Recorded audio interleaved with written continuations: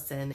So this week we're going to talk about embracing struggle. But first, if you're new to us and you've just caught us on YouTube, hit the subscribe and the bell notification so that you can get notified of all of our videos, and they'll come right to your notifications and you'll be able to catch our videos as they come.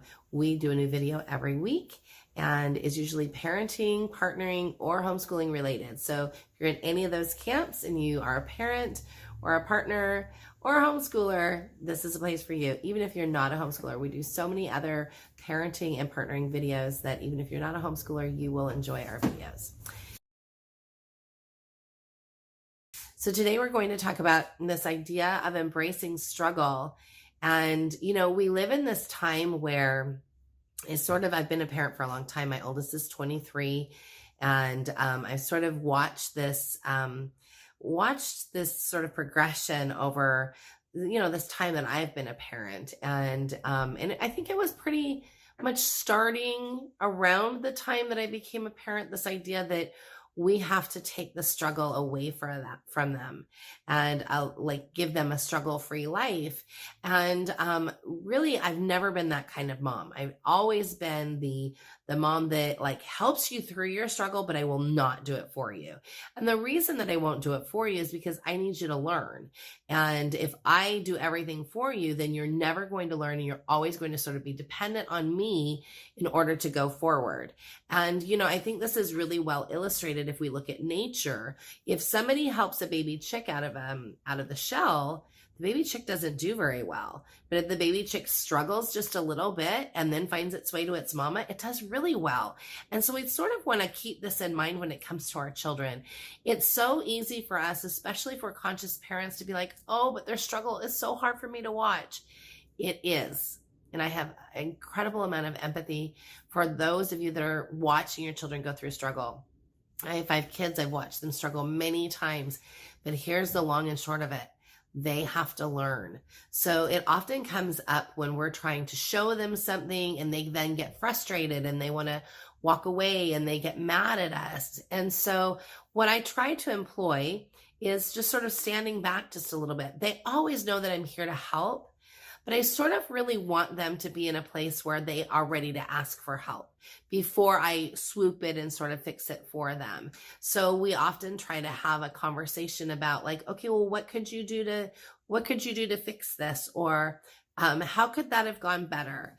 Instead of let me come and fix it for you. And I still am in the place where I stand back and I let them struggle just a bit.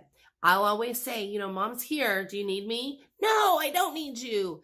And then often they come around and either they'll do it on their own. If it's a project or a task, they'll do it on their own and they'll do great.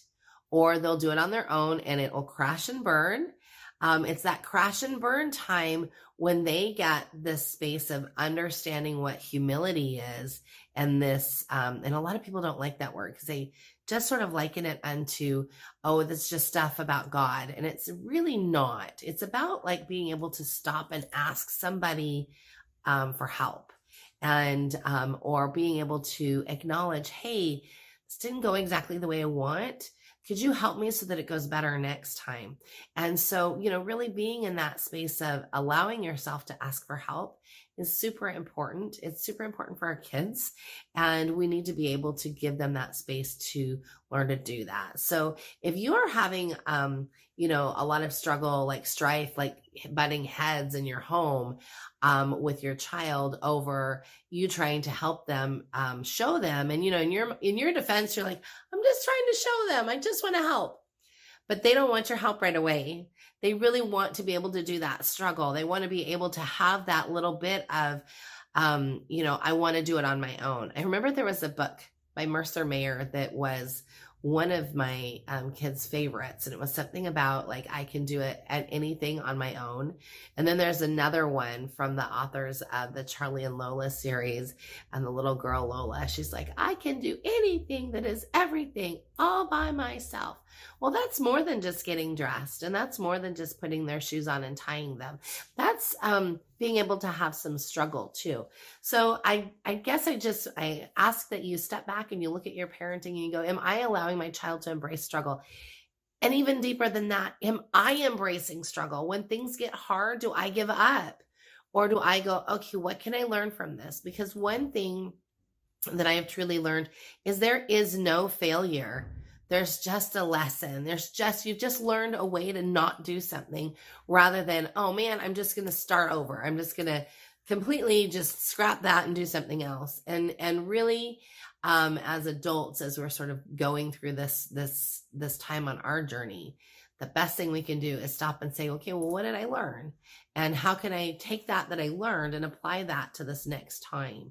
And so that's what I would encourage you to try to do with your kids. Really try to have situations where you can, when they come to you because they've struggled, and say, well, how could that have gone differently? Tell me what you did.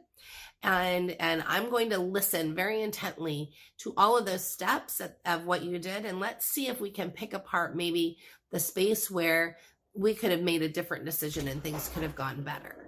So definitely keep that in mind. And remember that embracing struggle